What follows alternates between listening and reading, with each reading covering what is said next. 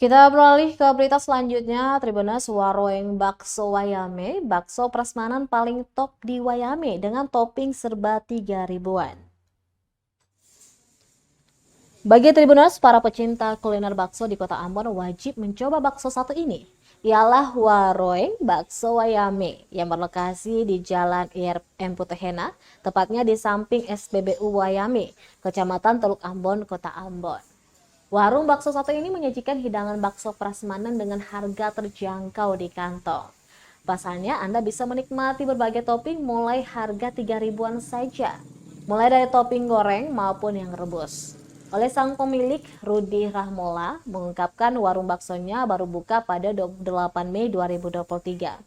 Namun setiap hari selalu banjir pengunjung. Ia buka setiap hari mulai pukul 12 waktu Indonesia Timur hingga pukul 22 waktu Indonesia Timur.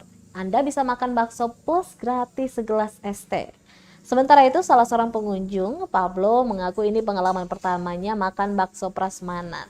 Tak tanggung-tanggung ada 12 topping yang disajikan.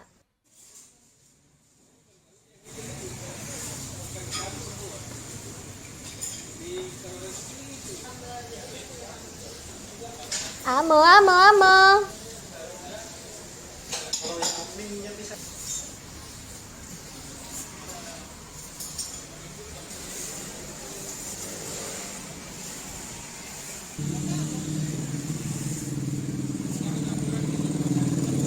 Terima kasih sudah nonton.